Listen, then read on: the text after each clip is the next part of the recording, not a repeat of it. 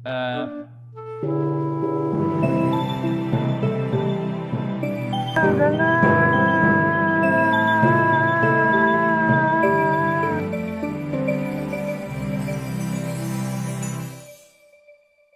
है, तो चलिए वापस उस समस्या के समाधान पर आते हैं। ISO 8859।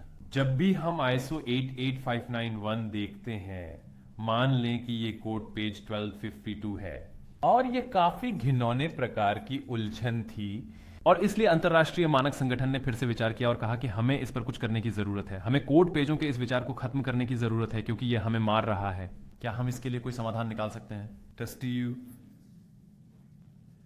हर भाषा के लिए एक वैश्विक कोड पेज, कुछ ऐसा जिसे माइक्रोसॉफ्ट और IBM और राष्ट्रीय सरकारें बिगाड़ DH नहीं सकती।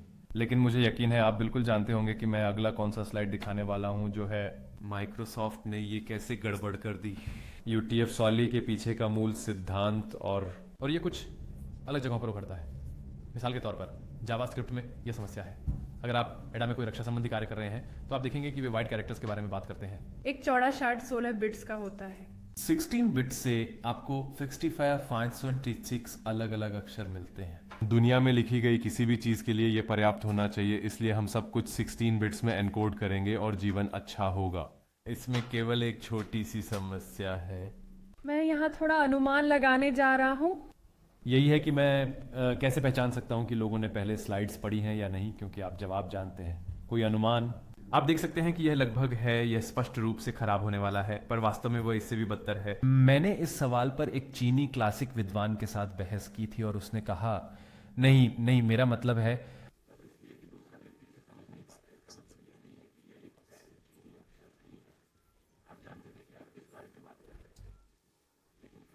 GB 8003 मानक कैंची $87,000 और वह सिर्फ चीनी अक्षर है।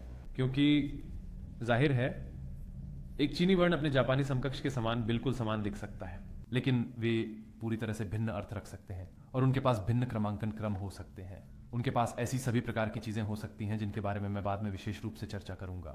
नहीं, यह कहना पर्याप्त है, यह 66,000 से बड़ा है, इसलिए तुरंत वे एक समस्या में फंस गए।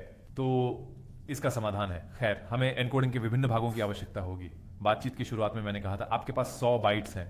आप नहीं जानते कि यह कितनी देर तक है अक्षर, क्योंकि जब तक आप कोडिंग नहीं जानते हैं तो ये आपको कुछ भी नहीं बताता।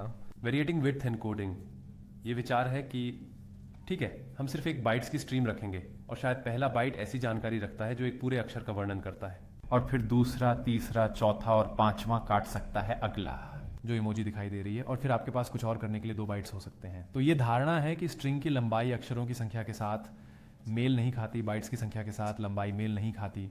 यह वास्तव में क्रांतिकारी था। जब लोगों ने इसे प्रस्तावित किया तो यह पूर्ण रूप से भयानक था। आप आज भी प्रोग्राम पाएंगे जो मानते हैं कि एक स्ट्रिंग की लंबाई बाइट्स की लंबाई होती है।